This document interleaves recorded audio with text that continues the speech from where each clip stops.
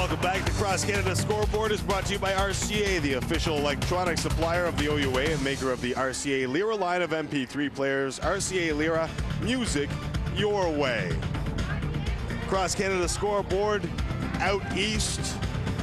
SMU leads 15-4 at the half, but don't forget SFX last week with a great comeback to make it to this final game, so don't count them out of it just yet. Laval, you might be able to count Concordia out of it. 45-7, the winner of that game will face the winner of our game in the Mitchell Bowl to be played here.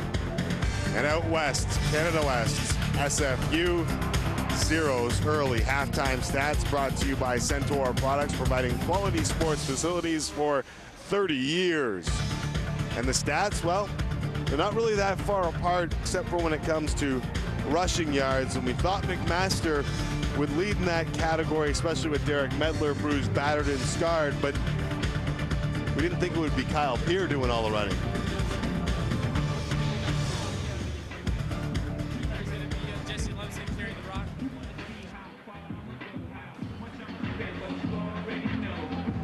Okay, so the McMaster Marauders hold a 24-10 lead in this, our last game of a 7-game schedule here on the Score. And I'll tell you what, not only has it been a lot of fun, but we've also had some great performances and some even better games.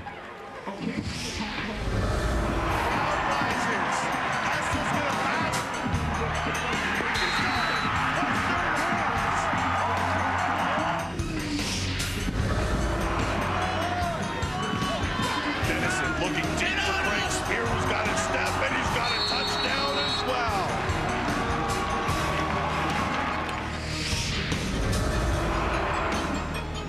The big package, is it 5 touchdowns? Yes, it is. Jesse Lumsden has just scored his 5th touchdown of the game. The least amount of yards. Neil Mackey comes in. He'll pitch it out to Dury, and Dury makes one person miss. He's breaking ankles. Dury's still on his feet. Are you kidding me?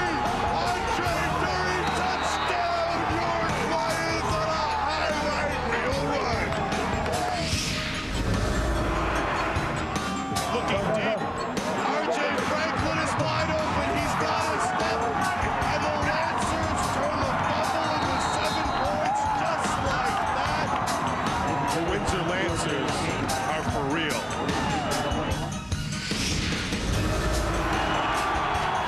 Here, play action. He's going to the end zone. He's got it back. Touchdown, Golden Hawks. Joel Wright. This game's over. An unbelievable finish. And we're hoping for the same today. Never count this Laurier Golden Hawks team out of a game. They were down 10 points with 4 minutes remaining last week, and they were able to bounce back against the Queens team that's pretty darn good. Well, you're absolutely right, Tim. And you know what? That just tells you the kind of character that this Laurier team has. And now that they've done it once against Queens, that was a tough team, they know they can do it against Max. So it's just a question for them to hang around, to be there in the 4th quarter, and they could very well do it once again. Time now for our Pioneer Petroleum's Athletes of the Week, and the male athlete of the week is Laurier's Ian Logan, who had 11 tackles, 1 fumble recovery, and I'll add a forced fumble to that because he did that as well. And Ian Logan had a great game and a big part of that overtime win over Queens. The female athlete of the week is Ottawa soccer all-star Melissa Abraham, who scored a hat trick as the GGs captured their 5th OUA title in their 10-year history. Athletes of the Week is always brought to you by Pioneer Petroleum's, driven to save you more. Here's a look at Ian Logan, and he's played a big part in this game as well. Well, he's made a lot of tackles. I mean, he popped Jesse Lumsden early in this game, and he's been one of the reasons why Laurier is only down by 14. They're still hanging around, and he's been returning kicks. You'll see him try to do the same right here. Mike Ray set to kick off, and we noticed during halftime, he didn't even go into the locker room, Ben. He just stayed out here and practiced. The Kick is taken by Ian Logan, and Logan's across the 20, stretching out and reaches for the 25-yard line.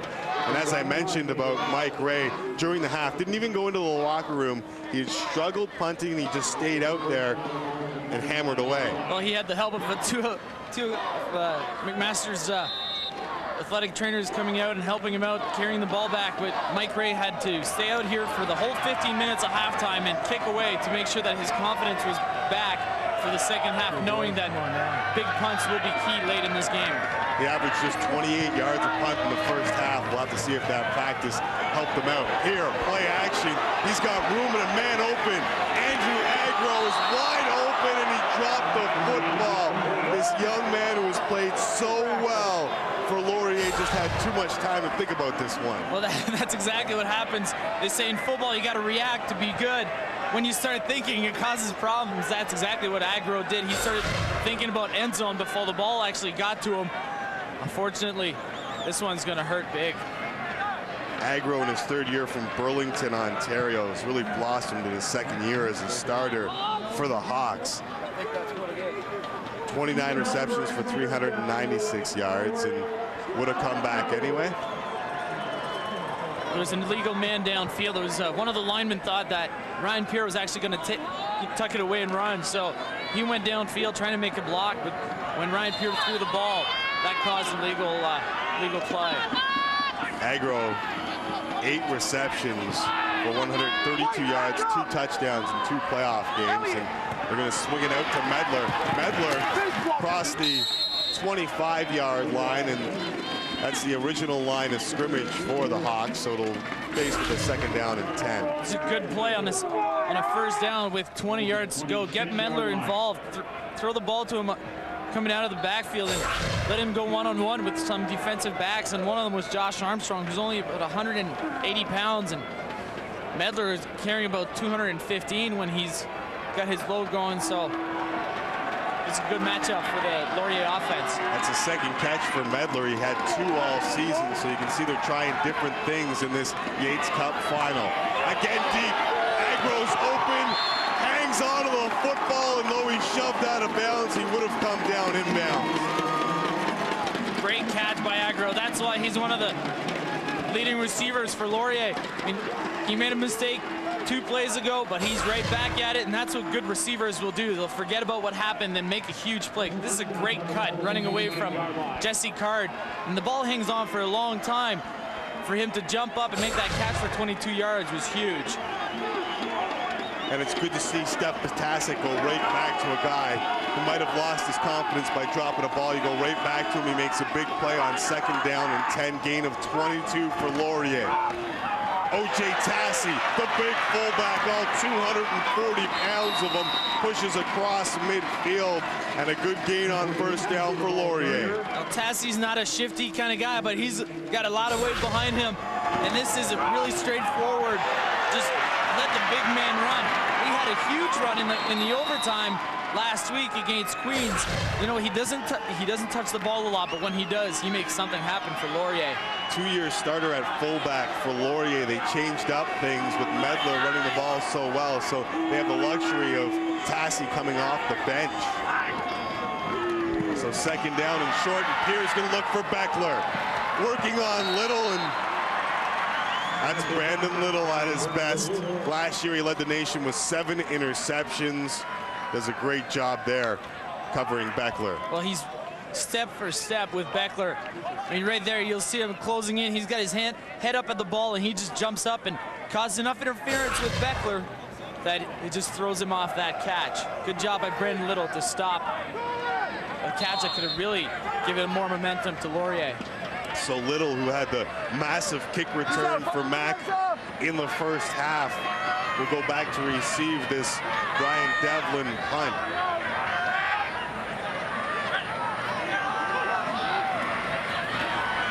Devlin, this one isn't angled as much as we are accustomed to seeing, and Little has some room again. Brian Little fumbles the football. Was it touched by Laurier? No. The Laurier player, Brian Hickey, touched the ball once. It was out of bounds, which means that the last player who touched it was Brandon Little, and you'll see it right here. I thought Brandon Little was gone, but Hickey comes in, big pop. Now, you'll see the ball bounces out of bounds before it's touched by Laurier. It is a McMaster football. Great job by the officials to catch that one. Moments after it lands, it is touched by a Laurier player, just a fraction too late. So Brandon Little gives them good field position. 47-yard line to be exact, handoff Kyle Peer. Peer pushes forward for a couple of yards. Now that was nothing fancy right there by the Mac offense, but it's good enough for 5 yards, and every time you can get 5 or 6 yards on a first down, you're pretty happy. It makes for play calling that's a little bit easier for Coach Marshall. The McMaster Marauders unbeaten in 35 games versus OUA competition. A 30-game winning streak. Why we say unbeaten is a tie against Waterloo, September 8, 2001. You have to go back to 2002 to find their last loss, and Josh Malton just backed up Jesse Lumsden, and as he stays down on the ground, you can see that their game plan for Jesse Lumsden has been bang on. Oh, you're absolutely right, Tim. Malton does a great job tackling Lumsden, but you know what? The reason why Malton had to make that hit is simply because Jesse Lumsden was forced to bounce it out when really they were trying to go inside. That defensive front for Laurier doing a good job stuffing that original hole, forcing Lumsden to bounce it out. Lumsden just 9 rushes for 38 yards, an average of 4.2 a carry. Well down from his 9 per carry. And there's Mike Ray booming a punt, and that practice pays off. Beckler, can he get to the outside? No, good job there by Conrad Kloge to close it off, and Laurier will get it from their own 23-yard line. Let's go down for the first time in the second half to Sid Six-Arrow. Sid? Tim, let's go back to that last defensive stand by Laurier, and I caught up with Coach Greg Marshall. McMaster out of the halftime talk, and the one thing that he really stressed to his offense specifically is to try and do a better job of reading the defensive fronts that Laurier are giving them up front. Jesse Lumsden and company have yet to get off this afternoon in comparison to a lot of other games they've played this year, and Laurier's D really keeping them in there. Tim? Thanks a lot, Sid. Yeah, we mentioned how Laurier was doing some better things, and maybe that's audible from the quarterback. You might see that a little later. Oh, Peer lost the football right into the hands of Colin Shanahan. That's Ryan Reese, my mistake. 59 as opposed to 99. And it just slipped out of his hands and into the big paws of Ryan Reese. You'll see Pierre turning to his left, trying to throw the ball in, and just comes right out, and Reese is just sitting there. A nose tackle against an interception I've never heard of. We'll give him a fumble recovery just to make it look better. A big turnover and a fortuitous bounce for the McMaster Marauders. I don't think they could have asked for a better start to not only this second half, but also the first half of this game. Behe knocked down. Justin Shackle, a stalwart on that defensive line.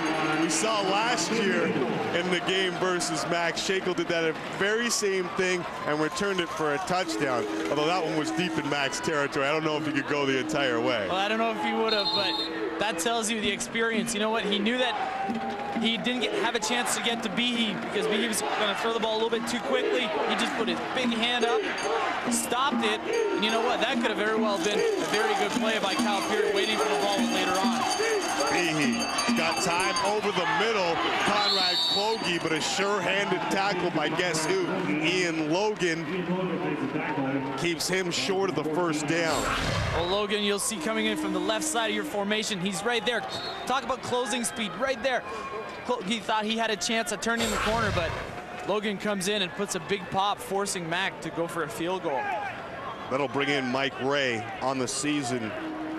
25 of 36, the plus 3 of 3 with a long of 44. This one he spotted 1 yard behind his previous 22-yard line. It is tipped to the line of scrimmage and still makes it through. I don't know if I've seen that very often. Mike Ray, a White power to muscle it through. Welcome back to Ivor Wynne Stadium, and what a great crowd that is assembled here for the 96th Yates Cup. The Laurier Golden Hawks and the McMaster Marauders. The Marauders looking for a four-peat OUA play. And we're going to try a reverse. Joel Wright might throw this ball. He's got Agro open. Agro's got it across the 50, 45, and pushed out at the 42-yard line. Joel Wright to Andrew Agro, and Agro's responded after dropping that football. Now, it wasn't pretty, but you'll see Joel Wright tossing the ball to Agro. Now, this is Stefan Potasek, the offensive coordinator, being creative right there, letting his athletes be athletes, let the guys who can do things and let them play football, just like they did when they first started when they were kids, and that's exactly what they did here. Execution was great. Good job by Joel Wright to throw it up and Agro to come down with it. A 33-yard gain for Laurier, and they've been doing some really good things on offense, mixing it up. Here from the shotgun on 1st and 10. Here. Oh, Manny Furtado. Got the mid up there. That would have been a great catch, but either way, a good play by Furtado. Now this Pierre sees his man coming underneath. You never saw Manny Furtado just scraping across the formation there. I'll tell you what, Manny will want to get this one back. Furtado in his 4th year, right here in Hamilton. He's got 1 interception this year. Go along with 3 sacks. Marauders showing blitz, they back off. Here comes a stunt from Pottinger, dumps it down low, and there's Manny Furtado. He wraps up Joel Wright and drops him at the 40-yard line. And McMaster's bending, but they're not breaking. Well, he missed the last play, but he knew he wasn't going to miss this one. Great job scraping across. He knows that number 1 comes out right there. Joel Wright comes out of the formation. He knows he's his man. He jumps right over him. Although Wright made a great catch, Furtado was there to make a good hit. So Devlin comes in to perform the punting duties. An average of 35.6 on the day.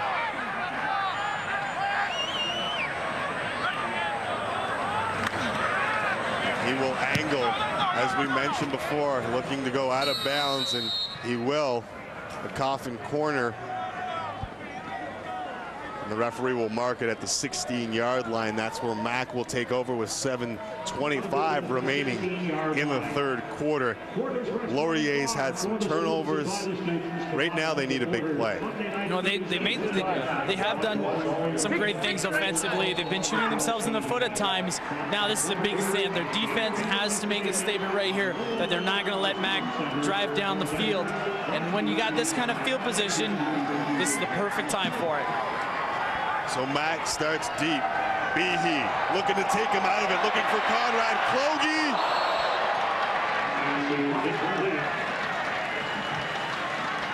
Ian Logan was there. You got great coverage, just play action. Behe throws a beautiful ball. This is right in front of Conrad. If he had kept his body facing forward, he'd have been able to make that catch over the top of his shoulders. Now, this is not an easy job to do when you got coverage like Logan was on there. It's a really tough job. That's what football is all about, though. You got to make the big catches in big games. So it's a 2nd down and 10. Big play for this Laurier defense, trailing by 17. Behe on the sprint out, looking, and he short arms Clogie, who was wide open on that play. So Laurier gets the 2 and out they needed, trailing by 17 with 6:47 remaining. Well, you'll see Clogie turning on the left side right there. Now this ball is tipped by McNeil. You saw number 50 in your screen, and that's why it drops in front of Clogie. A great read by Behe and a beautiful pattern by Clogie, but you have to finish it. You have to be able to deliver the ball. Now, smart play by McNeil to just put his hands up and bat it down. McNeil, one of those 5th-year players, gets his paws on it. And Mike Ray's going to try and have to sprint down to this one, but Keene picks it up. Good to see him back. That's Beckler making a couple of people miss. He just gets out of bounds at the 41-yard line. Good field position for Laurier. Let's go back to Adnan Berg with another update. Adnan. Thanks, Tim. Laval open up a can of something on Concordia. Geronimo Huerta Flores taking it into the house. 59-7 Laval in the fourth quarter back. The Yates Cup. Geronimo having a big game, and the Laval Rouge Or might be booking some tickets to Hamilton in the next little while. Who they'll play, yet to be determined. Laurier looking to cut into a lead. Medler on the draw. Colin Shanahan right there. Great hit by Colin Shanahan. Reason why he was able to get over there. Jeff Robertshaw, the defensive end, contained Medler, forcing him to turn upfield, where Shanahan was right there waiting for him. Good job by a full unit on that defense to work together, help each other out, making big plays.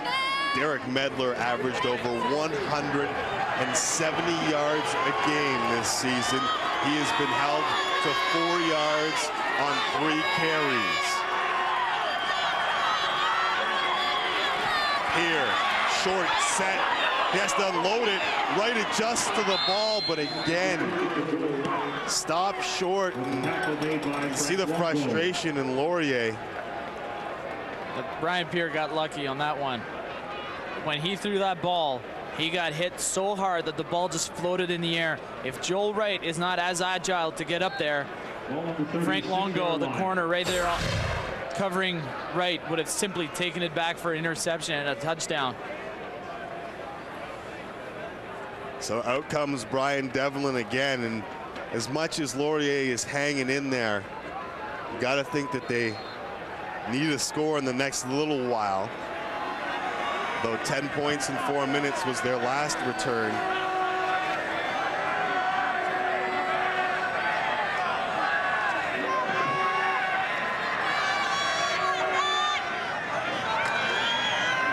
Devlin goes to the other side this time. Low line drive.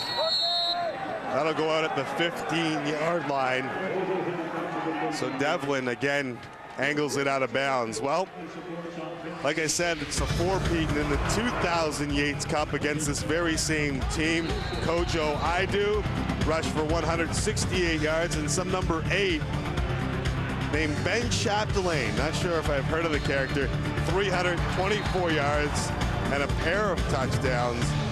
Didn't you actually catch one in that game? I absolutely did. Kojo Aidu off of a toss play threw the ball back to me. I was turning back around the other side, and I popped it in for my only fumble on the play. I'm going to call you short on that one, and Laurier has recovered it.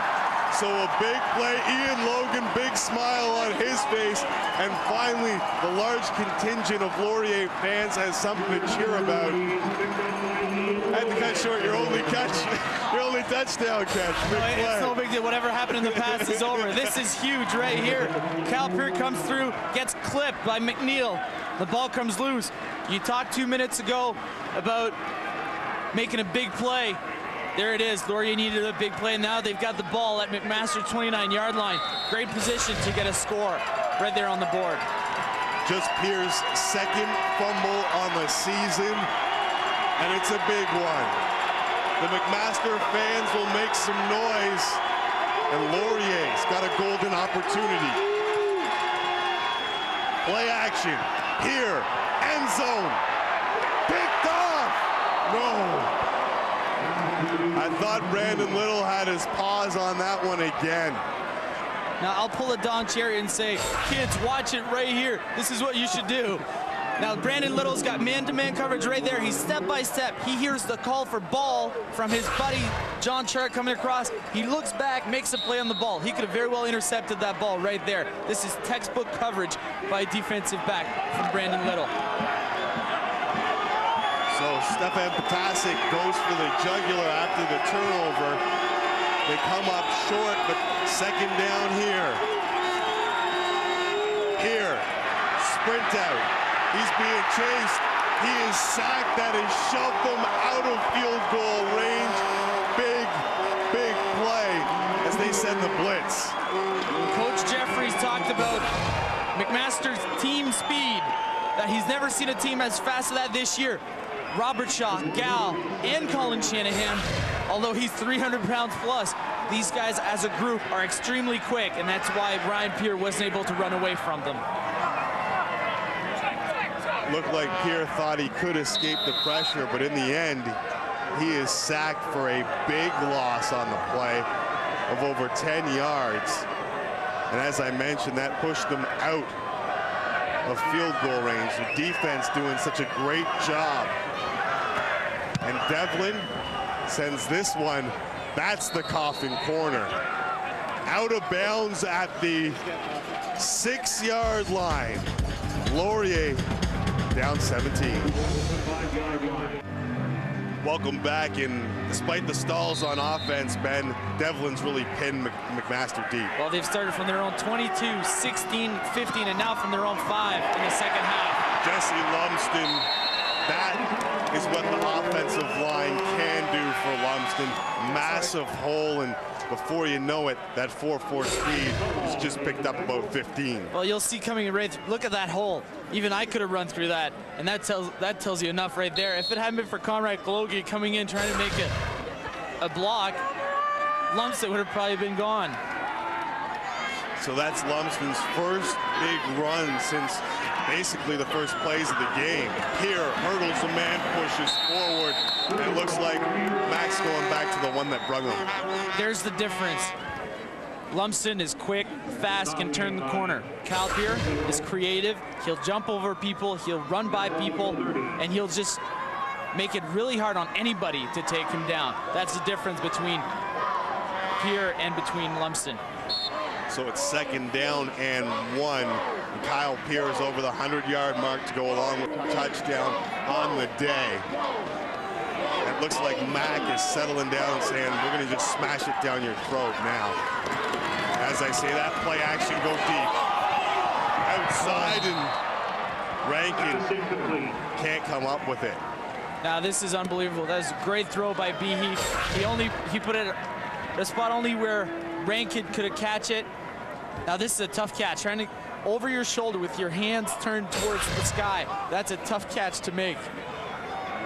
So with 3rd down and a short one from their own 29-yard line, Behe stays in. If Laurier can somehow come up with a stop, this might be a turning point in the game. How much confidence do you have in your team that you can push it for a 1st down? Behe does just that, and he will have the 1st down. The 6'3" Behe, who also plays some basketball at Mac, just lunges forward, good athlete, stretch out, it's a 1st down. Now, I know Coach Joe Razzo, the head coach of the men's basketball team for McMaster, always watches football games. A little bit of a worry on in the back of his mind, knowing that John Behe, who usually comes off the bench when he plays for Mac basketball, could very well take it for a little bit longer. Behe, play action. Again, looking for Clogie, but can't find him. Saw Coach Razzo downstairs during the halftime show when Adnan Vert gave us a little break, and he always looks a little more nervous around football games than he does when you normally see him. You know, he's a nervous kind of guy to start with, so coming over here watching one of his basketball players play football, I don't know how he handles it, but you know, John Behe, that just tells you how good of an athlete Behe is overall. 6 for 14 on the day, but just one of his last 7 is Behe. Passing situation, 2nd down and 10. And Behe looks for Clogie. Ian Logan gets a paw in there, but somehow Clogie comes up with a great catch. Clogie missed the last couple. They were thrown into the dirt.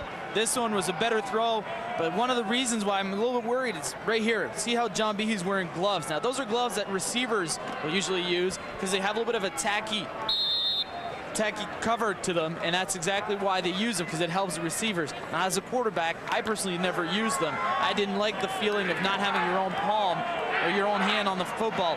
Obviously, Behe's practiced with it, and he seems to be using those today. Lumsden dropped after a gain of 5 on the play. We saw Doug Flutie when he played in the CFL and was in those cold weather games. He would sport the gloves and see Adam Archibald warming up. Well, Adam Archibald's been thrown into games a lot this season. You know, he's played most of the second halves for most of the McMaster games, except for the Queens game. And you know, it's one thing that's important as a backup is to stay warm on the sidelines. This guy can do it out on the field, but if you come off the bench when you're cold, it's a really tough spot to be in. So he's making sure he's staying warm in case Coach Marshall calls his number. Coach Marshall did say he wouldn't hesitate in bringing him into this game despite the fact he's in first year. Kyle Pierre close to midfield, close to another Mac first down with the clock running down on the third quarter. And this is what Mac does best, and that's just ram it down your throat. And they almost got a first down out of it. We'll force them to go for it on third down.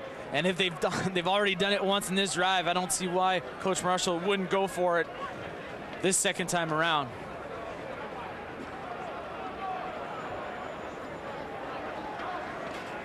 So on third down and a short one, it looks like they're bringing in the big fellas.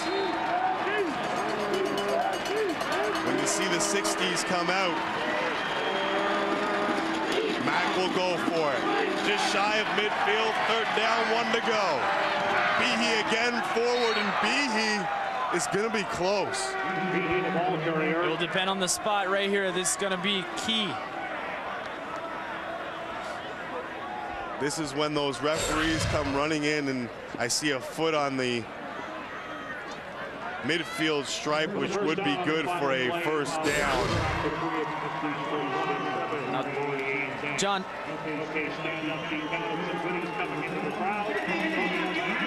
I haven't seen the official mark, but I believe that that's a first down for the McMaster Marauders. We're going to take a break through 3. McMaster leads, 1 quarter to play. Vintage Vanier Cup moments brought to you by Wilson, supplier of the official football to the OUA. And of course, the 39th Vanier Cup will go November 22nd. For tickets, you can call that number right there, and there's also a 1-800 number that you can call as well. Behe out wide to Vaughn Swart, whose name we haven't called since his touchdown in the early going of this game, and that's good for about 4 or 5. Once again, Behe throwing the ball in a spot where the receivers have to lose their feet and not being able to make any other yardage after the catch. They simply have to force himself to catch the ball, and then that's pretty much it after that. I mean, the sinker is becoming a little bit of a habit for Behe. So after some tough starts to drives, McMaster is stringing together a nice one here. Fastball outside, and that's a great catch there by Rick Andrade, and his first touch of the game to come in and have a bullet like that thrown at him. Well, you'll see him, he's running the out on the left side of your screen. Now, to keep the ball off from the turf like that, that's a tough job to do, especially when you're laid out. Great job by Andrade to secure that ball, creating a McMaster first down. That's just his 5th catch of the entire season. And Andrade does a great job keeping this drive alive. Now the 12th play as McMaster gets back to the ground, and Kyle Pierre, and seems like they're wearing down this Laurier defense. They had 3 straight stops, this Laurier defense. The offense got the ball in good field position, and now Mac's just pushing forward. And Kyle Pierce using his offensive line like a surfer uses a wave, just riding it as long as he can to try to get a first down, and he got 6 yards out of it. And you're absolutely right, that McMaster offensive line seems to be getting better control of the line of scrimmage. Doesn't help that Laurier's been out there a heck of a lot. Lumsden still on his feet across the 30. And that's good for another McMaster first down. Great job by Jesse Lumsden. Once again, you'll see him right here going through the first line. Once he puts it into second, third, all of a sudden he's in 5th gear, and next thing you know, if it wasn't for those Laurier defenders coming in the second level right there, he'd be gone. The McMaster Marauders are perfect in OUA play over the last 2 years, looking to close it out again. inside the Laurier 30. Here, the up-back gets the carry, and he is across the 20 and pretty darn close to another Mac first down. Unbelievable sidestep by Kyle Pierre, and that's what he's best at. He comes through the line of scrimmage, and he just makes people miss because he's so shifty. You'll see him right here. One little step to the right. Once again, this guy can definitely run away from people, not necessarily because of his speed, but because of his quickness laterally. Kyle Pierre with 123 yards on the day. We thought he might be a key to this game, and as they mark off another Mac first down, the Laurier bench. Last week we talked about the fifth-year players for Laurier making a big impact in the result of the game. Now, Kyle Pierre's in his 5th year, and he certainly didn't want to have this being his last game, and he's proving it today. Although he hasn't been given the ball a lot in the regular season, he's carrying it today, and he's doing a great job at it. Lumsden, the ball carrier this time. Jesse Lumsden almost busted that one into the end zone. Still close to another Mac first down, and we're showing off the strengths of this team right now. I don't know how he got through there. I lost him for a second. He just kind of sneaked his way through. But I'll tell you what, when you have that kind of speed and momentum going forward, there's nothing a defender can do but let you just take 6 yards. Let's go back to the Score Studios in Toronto. Adnan Verk with a hockey update. Thanks, Tim. Broad Street Bullies in the Big Apple. Jeremy Roenick, Whelan, Tony Amonte, Marcus Ragnarsson. It's the winner. Flyers take it 2-1. 6-0 down on field level. Tim, you mentioned earlier that Laurier had been on the field a long time on D, and they're fighting injuries right now. 55, Josh Alexander.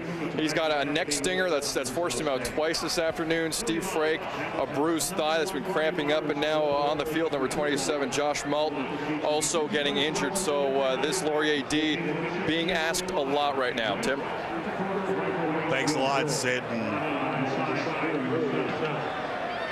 With a man down on the field and a 17-point lead, you can never really count out Laurier, but Mac trying to deliver the death blow. Here from Ivor Wynn. We'll be back with more after these. Welcome back to Ivor Wynn, home of this man, Ron Lancaster. Coming out to watch a little CIS action as well. Well, you never know when you're going to get your next big player to come and help your Tiger Cats, so might as well come and watch the action, especially when it's in your own backyard. So Malton is being helped off the field as we speak for the Laurier Golden Hawks. This has been a very impressive drive for the McMaster Marauders. They've got a 2nd down and 1. Lumsden, the deep back. Jesse up the gut, and he'll have another first down to the 5-yard line. And that is interesting because that's where they started, except it was in the shadow of their own goalpost. Well, you're absolutely right. Now that Sid talked about how long that Laurier defense had been out there for.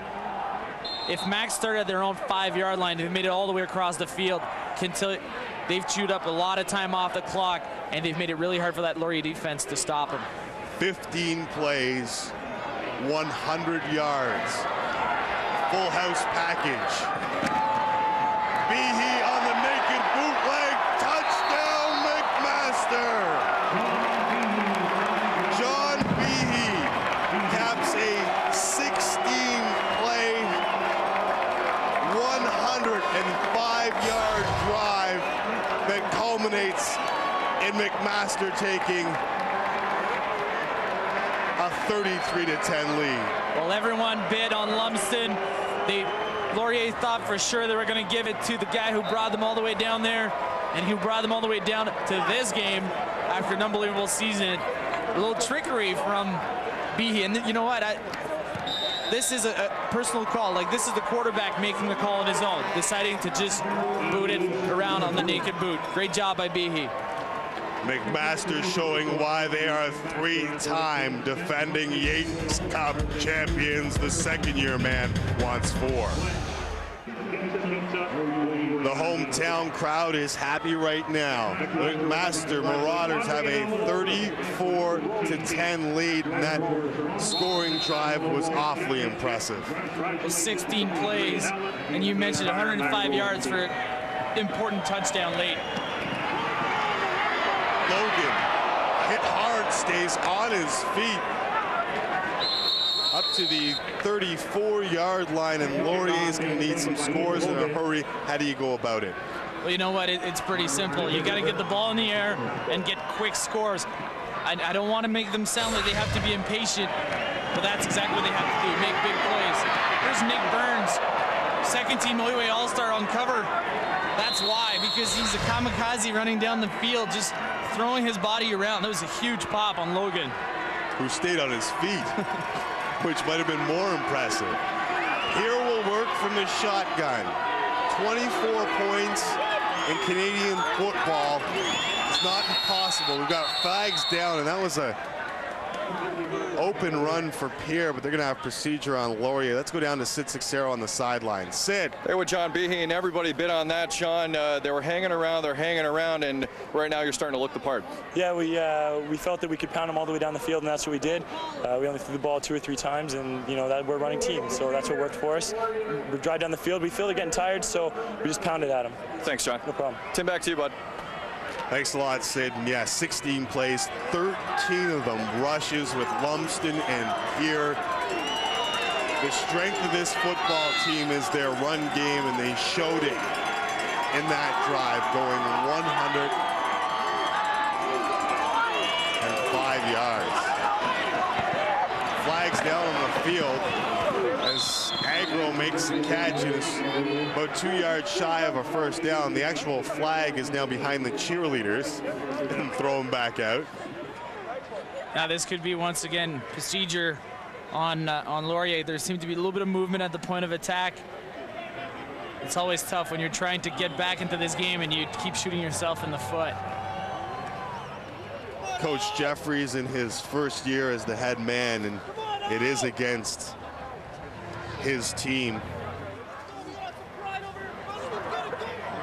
Gord Smith tells us that they will repeat first down, and it'll be 1st and 20. So down 24 points, Coach Jeffries in his first year as the head man brought his team to the Yates Cup after 26 seasons with Laurier. He does not want it to end now. Pierre looks one way, goes back the other way for Maurice. It's up in the air. And it is picked. Josh Armstrong with an unbelievable pick. And it is tipped up in the air, and he gets his arms underneath. Unbelievable play. Ryan Pierce looking down the field, trying to find the right receiver. Maurice got a chance at it. Look at Armstrong coming in from the halfback position. He was simply guarding Andrew Agro. Next thing you know, he dives, lays out, and keeps the ball from touching the ground. Great play by Josh Armstrong. So Armstrong, in his 4th year from Sarnia, Ontario, comes up with his 2nd interception of the season. And Gary Jeffries' team has committed too many turnovers against the potent McMaster squad. Behe looking deep. He's got Von Swart wide open. Pass is incomplete. And yeah, that's the expression from Swart. Unbelievable. This is definitely a breakdown in coverage. And Swart is 20 yards open. There's no one near him. Nobody in the same area code is. And you'll see Dave Agro looking back saying, what happened there? I'm sure Behe wants that throw back. That would have put the nail in the coffin for McMaster. Just under 10 minutes remaining in the 4th quarter. Laurier has come back before, and McMaster trying not to let it happen. Looking for Clogie. Ian Logan's just too good to fall for that. You know what? It was a great try by Clogie to make that catch, but Logan was right there step by step. And he did a great job forcing Behe to throw it over top. Like you see, Logan's looking back, trying to make a play on it. Great job stopping that catch. So out will come Mike Ray on 3rd down and 10.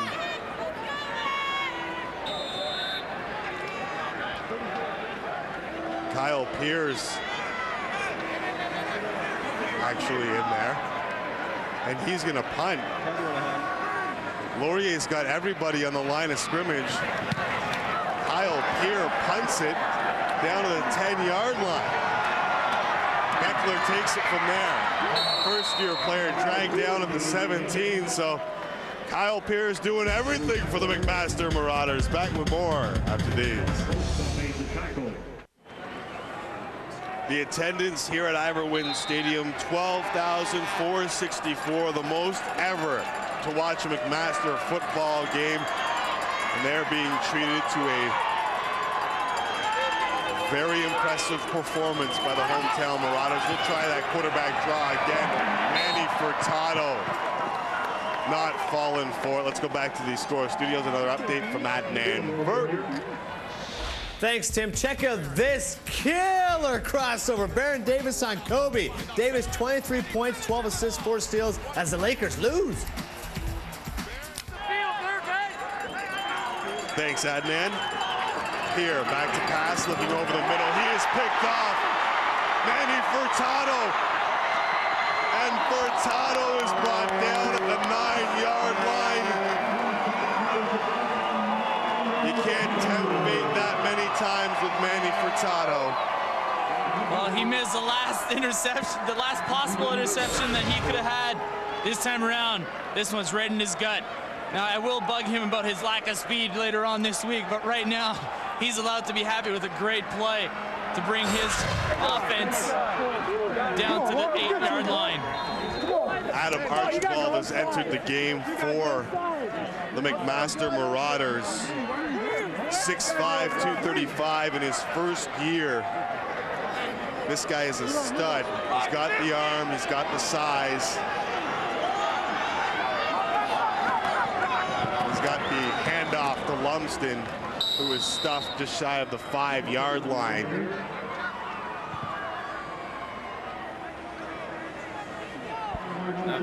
This guy is unbelievable. This Adam Archibald comes in his first year. You know what, he could have chosen any university to go to. He comes to a university where there's a first-year quarterback returning.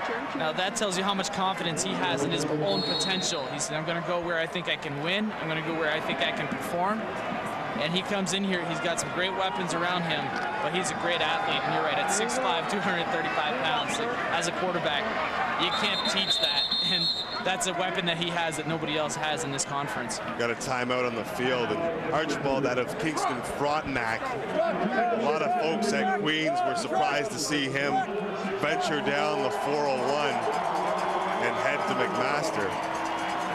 Well, especially with Tommy Dennison on his way out, people thought he can come in and learn from Tom and get his shot at it next year. But Adam simply wanted to get away from home for a little while and you know, live the total university experience of living on his own and going through class, and that's exactly what he's been doing here. Speaking of Tommy Dennison, major award winners from the OUA were announced this year, and Tom Dennison took the Most Valuable Player Award.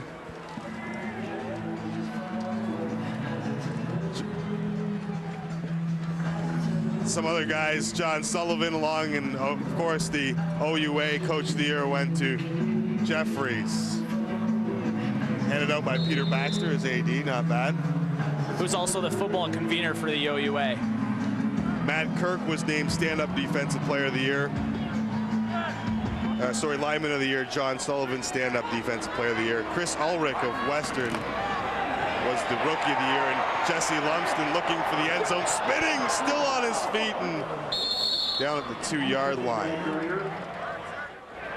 A lot of talk about whether that man, Jesse Lumsden, or Tom Dennison should have gotten the MVP. And well, a lot of people thought that although Jesse Lumsden is a great athlete, the rest of the team at McMaster may have still made it this far.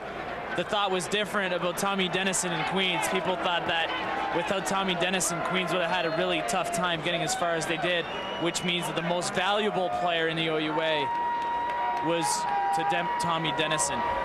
He might not have had the best year in the OUA, but he was the most valuable player in the OUA. Lumsden will get the carry again, and on third down, he stopped short with 6:44 remaining. Laurier will get the ball back. It's a tough spot to start from. They're going to start from their own 3-yard line. Now, I understand the decision from McMaster to try to go for it. You have nothing to lose. You have confidence in your defense. You know what? Give the ball to a guy who's been carrying it all year. Give him a chance to get to the end zone. If not, no worries. You give your defense a cushion of 107 yards to work with. Some people say take the field goal, but regardless, with the lead that they have right now, 24, it's still they still need 3 scores and 1 more, even with a field goal on top. Unless, of course, you went for 2 on each one. Which at this point in the game could very well happen. We've seen Laurier do it before. They need some big plays in a hurry. Brian Hickey on the reception at the 10-yard line. Brian Hickey takes the pass. You know, you talk about getting big plays. They also need simple gains like this one. You know, it's one thing to get the big score quickly, but if they get 7 or 8 yards by throwing the ball down the field like this, it can move up all the way across that field very easily. It's just a question of being patient, getting the 7 or 8 yards that Mac will give you, and then drive the ball down as far as you can.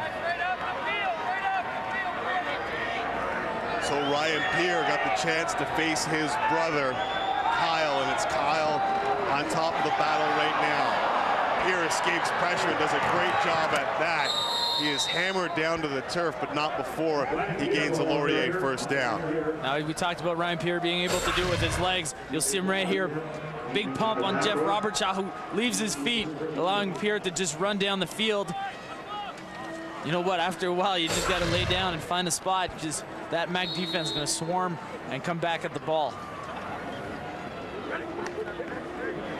So this McMaster defense that has not received a lot of publicity during their offensive explosion, shown what they're capable of as well. Ranked first in the OUA against the pass, ranked first against the rush, and there they force another fumble, and McMaster has recovered it.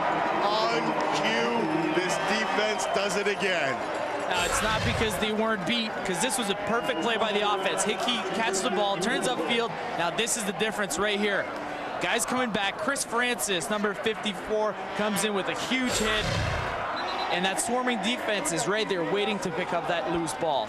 Great job by the McMaster defense to make something happen. 6th turnover for Laurier on the day. And you know what? Against a team like Mac, you can't turn it over that many times. So a lot of Laurier fans who made the trip about 45 minutes away from the Kitchener-Waterloo area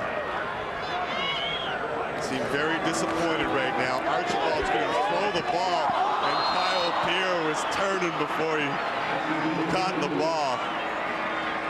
Kyle's one of the best at coming out of the backfield and catching that ball in that out pattern. I was watching practice this week. He caught about 12 of those in a row without even thinking about it. Comes game time, you know, he wants it back right there. He knows he could have gotten that one. You saw him share a little laugh with Steve Frake, the corner, who was like, I haven't seen that happen, especially with your hands. So Archibald denied his first completion of the game. In his action in the playoffs, Archibald 16 to 27, 379 yards. And he's going deep, and there's that gun of an arm hitting Bond Sword, who rolls off a tackle inside the 10-yard line. That kid's got a gun. You know what? I played a long time ago in this offense. It took me 3 years to learn to make this throw. He's in his first year, and he makes it happen without even blinking his eye. This guy, you're right, has a gun. This is not an easy throw to make. It's a 22-yard throw to make to the outside, and he makes it with his eyes closed. So this MAC defense that has posted 4 shutouts this season just forced its 6th turnover of the game. We'll hand the ball off. Pierre fumbles it. He comes up with it. Loss of a couple on the play is the end result. You'll see right here, Kyle Pierre will try to get the ball, but simply bounces into his own man, Dave Ford, who's trying to pull across. That's because Tony Bretney was right there creating some trouble for the McMaster offensive line.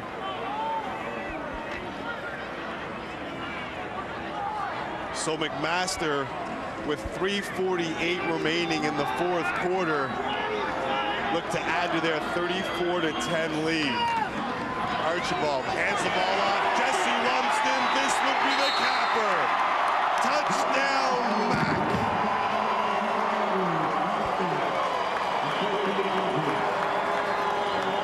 Great job by Lumsden to run away from people, but then again, look at the point of attack. This hole is huge. You'll see him bounce it to the outside. Great kick out block by Sean Postma, the tight end. Then you have Matt O'Meara and Peter Hogart just running downfield, making tackles. You can't let a guy like Lumsden get that much room. He's going to hurt you. Both Lumsden and Pierre are over the 100-yard mark for the game. Mike Ray tacks on the extra point. The McMaster Marauders are on the verge of a four-peat behind the CIS's leading rusher. A high-scoring affair. J.R. Davies. First quarter to the right side to Darcy Grant. 30-yard gain led to a field goal. 5-3 SFU right now.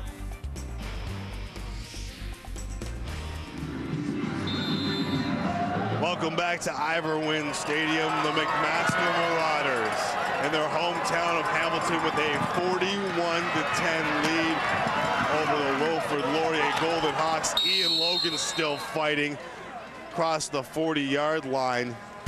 Time now for Fan Camp, brought to you by Pizza Pizza, Ontario's #1 pizza. And they're still hanging in here despite the cold weather. And the Laurier fans who made the trip up from Kitchener-Waterloo area to support their team, sticking it out. Big back attack indeed. They've done it all year long. What would make this any different? Averaging 54.9 points per against a game. Here, looking deep. Hickey adjusts to the football and makes the catch down to the 30-yard line of McMaster. Well, we talked about that little play to the outside to Andrew Agro early in the game, saying they were going to set up something else. That's exactly what it is. They fake the split end screen to Agro, and then they throw the ball downfield to Hickey, who as a running back does a great job catching the ball in open space. Not every running back can do that. Great job by Hickey to catch that ball. It's a 40-yard play they could have used a little earlier. That big, long drive by McMaster as Pierre looks deep to the end zone. Joel Wright knocked away. Keswick Wainwright there on the coverage. Now that was simply isolating one of your best receivers one-on-one. And Joel Wright comes up trying to get that ball, but Keswick Wainwright just punches at the perfect timing to punch that ball out. Great job by Keswick. He returns from a broken hand. Marshall trying to get him back into the mix. This was a starter on his team. Jesse Card came in and played some great ball. In fact, it was the first team OUA All-Star. So with 2:53 remaining, Laurier looking to make something. The pressure is there, and that's the way the day is gone for Ryan Pierre. Chris Francis in there, and you don't like to see him holding on to his knee like that. Last year he tore an ACL. Well, you'll see it right here. He's trying to go down, and he's got three different guys. Chris Blake, one of them. And when you have somebody laying on your leg and somebody else twisting your upper body, that's never good news. And he's been wearing that brace since last year, since he's been hurt. And anytime you have a mobile quarterback with the brace, one, it slows him down. Two, it causes trouble. This guy's showing what a warrior he is, though. Down 41-10, he just gets wrapped up and dropped. He's limping, but he's not coming off. It's actually his left leg. I think someone's going to call a timeout and get him off.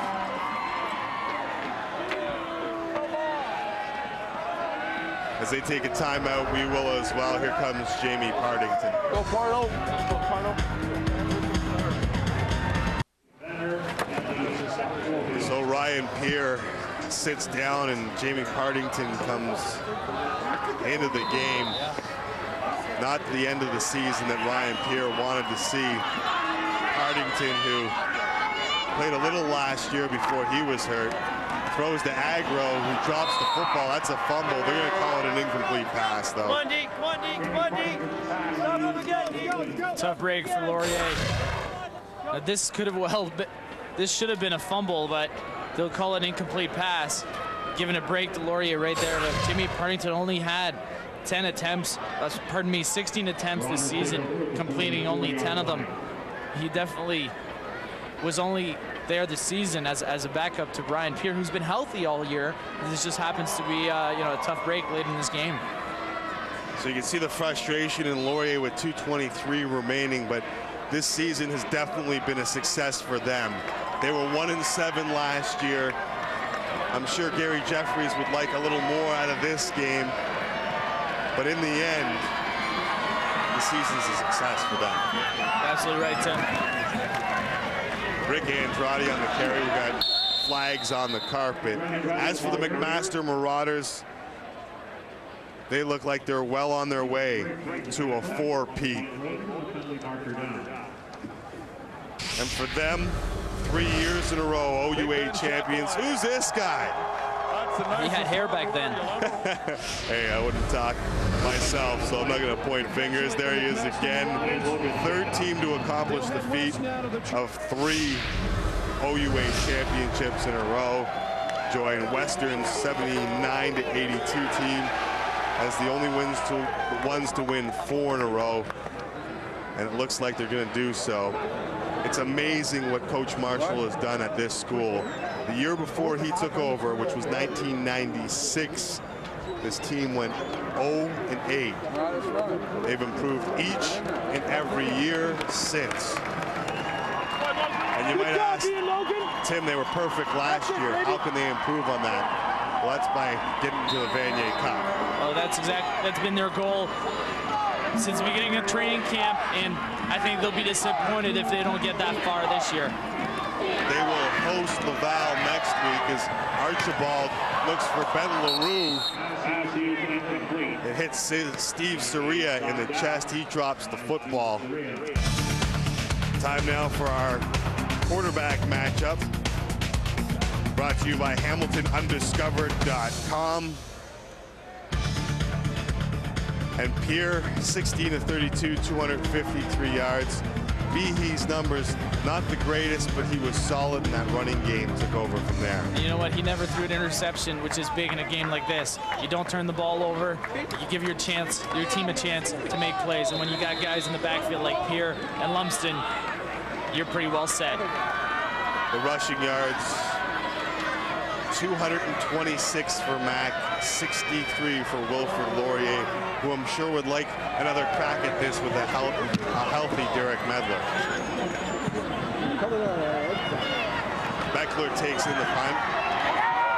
He shoved out of bounds at the 43-yard line with 150 remaining. To get back to Coach Marshall and what this program's done, Ben, in his first year, they were 2-5-1. Keep forgetting about that tie, but he has improved each and every year. You can't forget about that tie because it was against Western, who was ranked first in the country. It was the last game of the season. Everyone involved in the McMaster program felt like it was like winning the Super Bowl, and it has gotten better since. 4-4 was the following year's record, and 6-2 was the year after that, and has gotten better ever since. The last OUA team to go to the Vanier Cup was the 1995 Western Mustangs. Like you said, this has been a goal of McMaster, not only to win the Yates Cup, not only to 4-peat, but to take that extra step and make it to the Vanier Cup. And it's not an easy task when you have to play against 9 tough teams in the OUA. It's not an easy league to come out of, and to come out of it 4 times in a row, it's an unbelievable feat. And I'm sure they'll be extremely excited about next week's matchup, trying to get to their final goal, which is, as you mentioned, the Vanier Cup. With this win, it would make an 11-0 season for the McMaster Marauders. The average margin of victory this season, 44 points. Here, 41-10.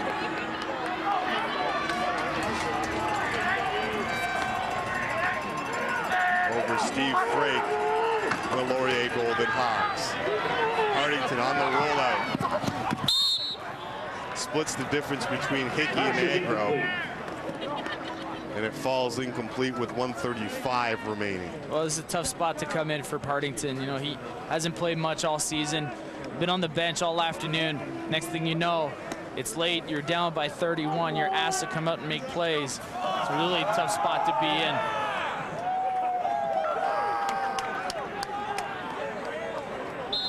So Hardington will go for it here on 3rd down and 10 with 1:35 remaining in the game.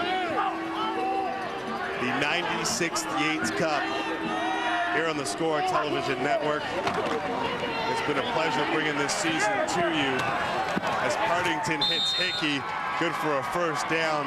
Showing no quit are these Golden Hawks, and there are some guys on this Laurier Golden Hawks team whose last football game this will be.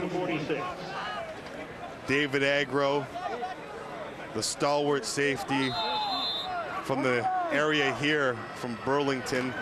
Kevin McNeil has been an all-star in this league a couple times. Justin Shakel, all these guys. As Joel Wright hauls it in and brings it to the MAC 48-yard line. All these guys came up with some massive plays versus Queens. And, you know, when I first started saying that there's some 50-year players on Laurier, I kind of thought in my head, you know, sounds a little cliche, these guys making plays in their 5th year.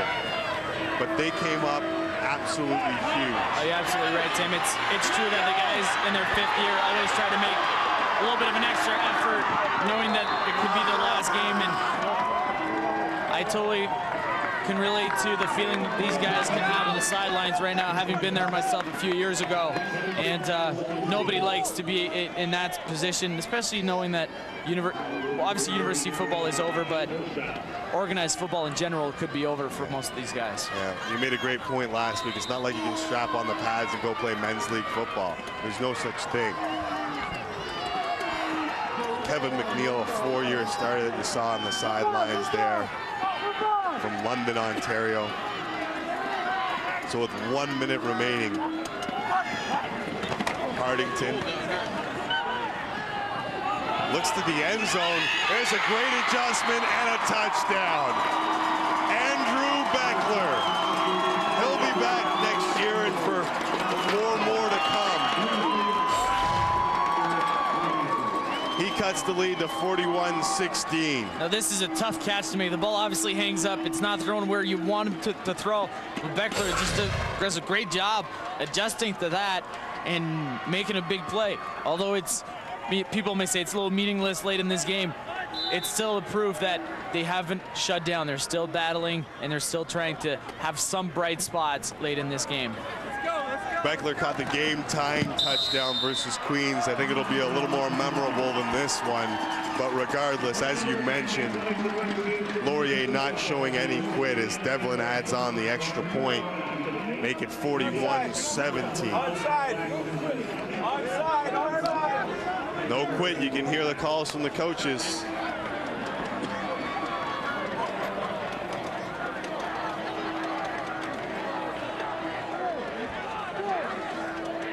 Let's do our University Rush trivia.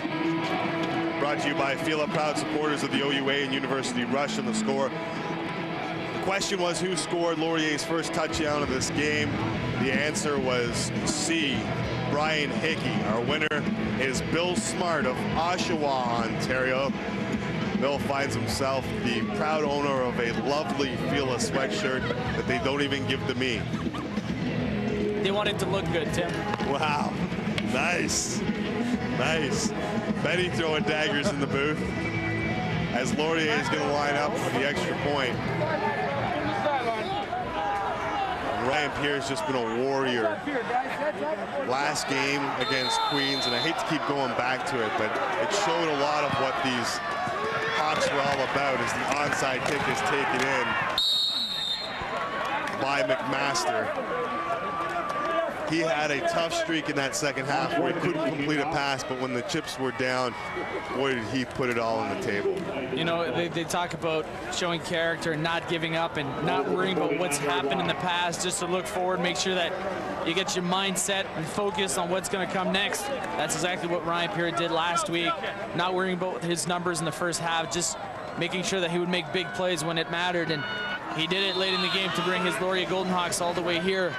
It is unfortunate for him that the day didn't go as well for him as he would have hoped and for his Golden Hawks, but nonetheless, he can walk away from here being extremely proud with his efforts.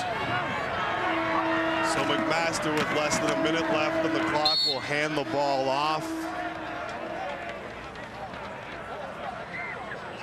What a job Kyle Pierre did for this team, and we talked about it a little earlier, Ben, how he's done just about anything that the coach has asked him to do.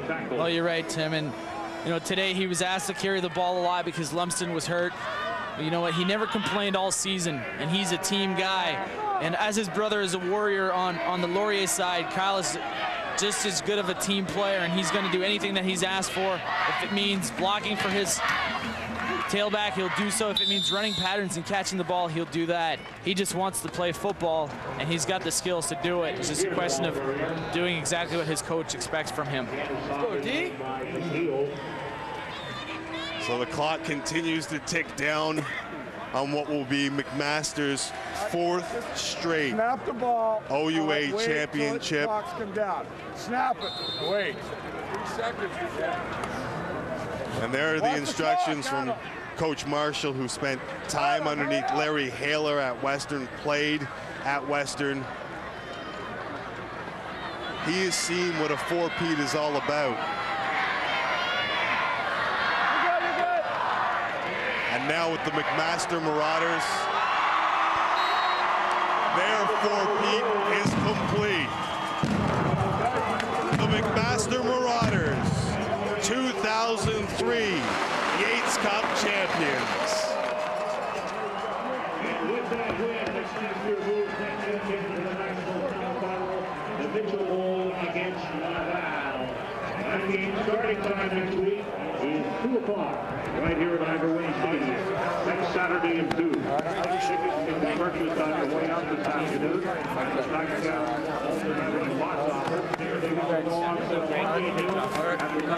The coaches share a moment, and Jesse Lumsden and his McMaster Marauders will play Laval next week. It's going to be one heck of a game. 2 best teams in the country going at it. Laval definitely is a team to watch for. The McMaster Marauders are exactly where they wanted to be when you first talked to them in training camp. They wanted to be